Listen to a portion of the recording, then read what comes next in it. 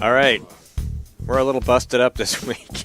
Stuff's just not working right. Thanks again to David Bozell for talking to us about some very important issues, mostly about taxes. Ed Nail was here with some vote fraud. We had Kimberly Morin on about the balsams. And, of course, we had Jane Cormier with a life update and Max Abramson. Hopefully we'll have all those segments up at some point in some form. It's kind of a wreck. I've got multiple audio recordings of the same show, 2 separate live stream feeds that I had to deal with to get the audio portion up. We have some choppy video. We had some issues really early on, but we're in the closing. We're in the last quarter. This is the end of the show. It's time to clean up, ladies and gentlemen, and we have to do the Whiskey Tango Foxtrot. And I have to turn your microphone on. We got lots of candidates I could do, what the heck? I've done everything else. Well, Skip actually has the WTF for the week, he so does. Let's go with that. But we had quite a few choices. I got a good candidate right here. We did. We had all the Clinton stuff, definitely. We had Mick Ayotte and the vote for Lynch. Maybe she just likes the name. I don't know. And then we had some chimpanzees. Chimpanzees. We had Bill Shaheen.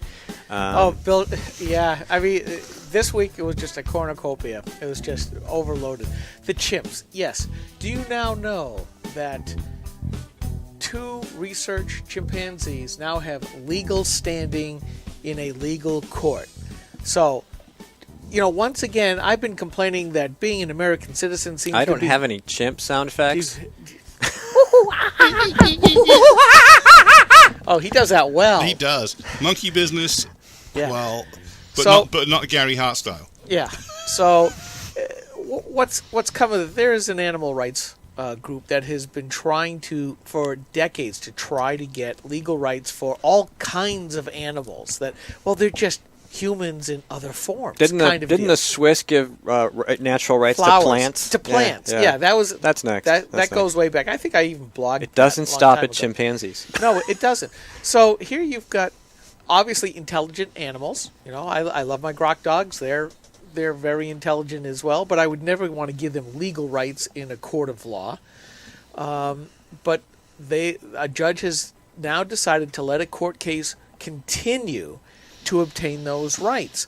And I'm thinking, with everything else in this country, why should I going wrong? Inside is out, out is in, good is bad, bad is good, left and right just don't understand What is each it other. like doing Discovery on Bobo the chimp? Anyway, I want to know. Well, basically what they're trying to do is poo-flinging monkeys. They're trying to the end game is to no longer use animals in research projects like this, and these chimps have been in captivity for quite some time, and they are trying to get the legal standing so that they can make it easier to go to a rest home for the aged chimpanzees. Chimps. Yeah. Well, and to stop that whole thing dead. Let's consider a fetus to have the same legal rights then. Well, that's not to be tortured. No, because chimp fetuses won't have those rights. Yeah, but it ties into the. Remember, right? A female chimp's reproductive rights. We'll be dealing with that pretty soon. Yeah. Stay tuned. Trust me. Yeah, I mean everything is devolving to that. When everybody is special, nobody is special, from the movie Incredibles. And I see that the flattening of everything to anything so that there is no differentiation between you, me, or the Eye of Sauron here. Plastic's got to have feelings way back when. It used to be alive because it was oil before it was turned into plastic. And before it was oil, it was plant life or animal life. Yeah. I mean, you see these kinds. My rights. You see this continual linkage of everything to everything to everything to everything because of modern deconstructionist theory that everything is the same. We're just a cog in the machine, which suits progressives just right because it is what it is. But you're right. The what TF type of deal is, are we going to deal with chimps on a higher plane than we can with an unborn baby, is one way of looking at it. And it's just emblematic of the derailing of social smarts. Right. And since we're talking about babies and the like, care of the Clinton campaign, they launched a new bumper sticker along with the tagline, where will you stick yours? Not anywhere on the Scooby van because you can't get within 100 yards of the thing. Well, Well, you can't read it when it's going 92 miles an hour. Not only that, but whoever wrote that had obviously never met Bill. Yes. Yes. Oh, yeah, did you see the cigar thing? Oh, yeah, that's... Send cigars to Hillary, that was And awesome. I'm keeping it at that. Yes. Where would you stick yours?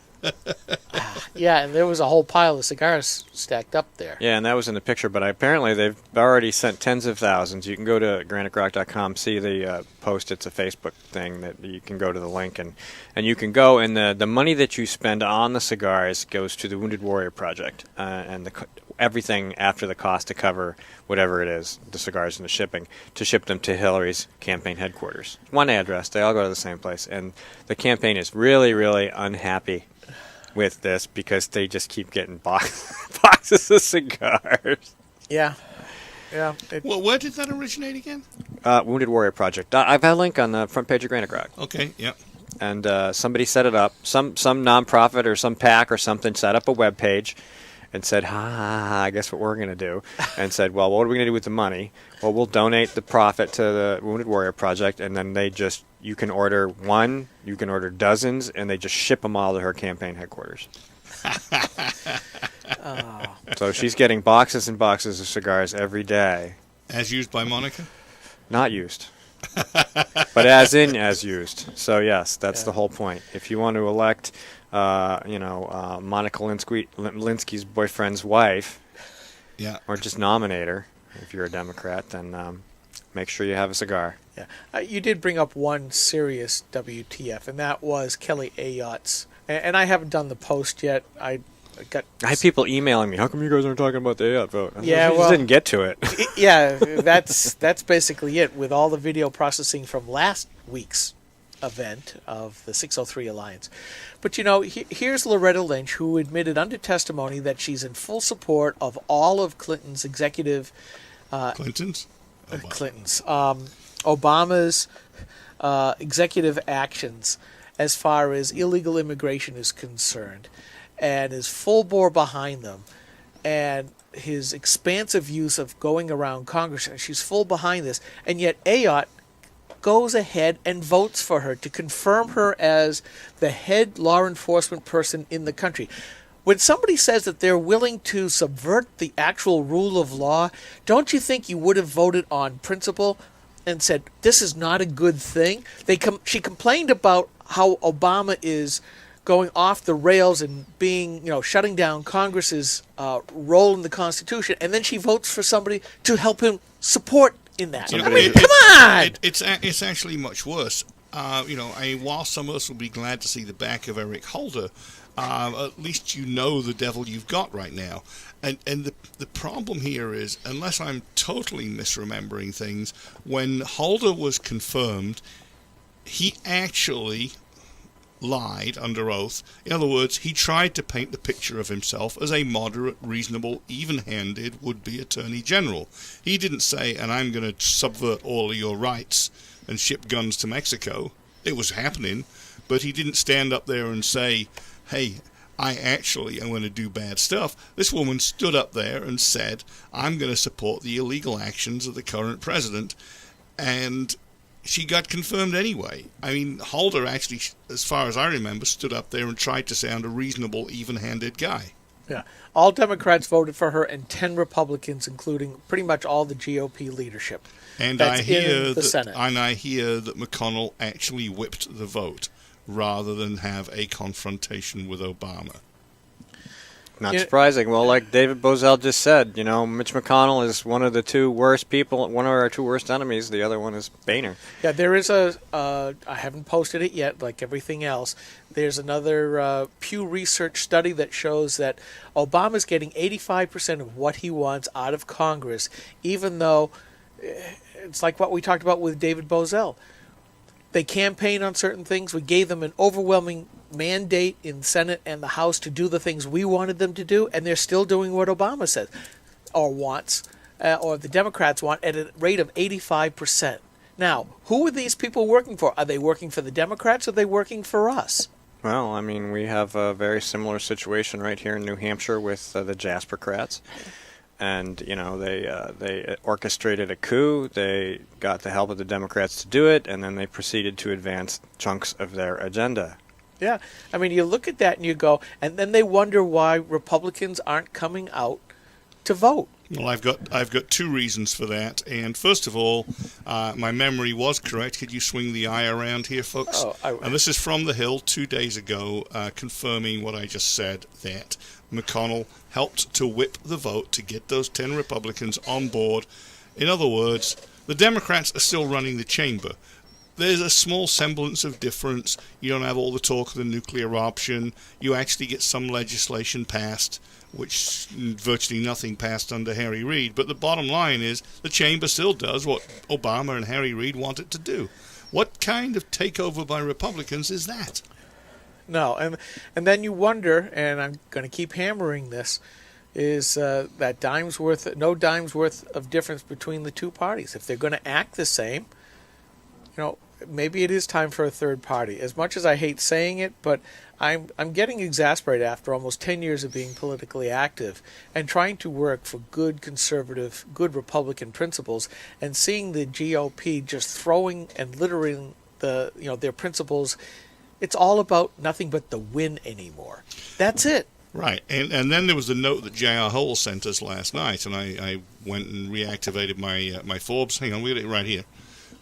Oops. This is by Rick Unger, I think it's Rick, on Forbes.com under their opinion pieces.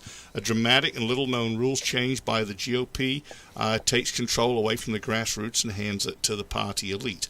They tried to make the world safe for Romney to be elected and to be re-elected, but they pissed off the libertarians so badly that Romney wasn't elected, and now the rules necessary to get not just a plurality of 5 states as it was, but now a majority of 8 states in order to get your name on the ballot at the convention are such that you now have an interesting game of candidate chess, or even what's that world domination game? Risk being played. If you can stay in the race long enough, you can deny the would-be nominee enough majority states to get his name on the nomination. All right, we're out of time. We'll talk to you next.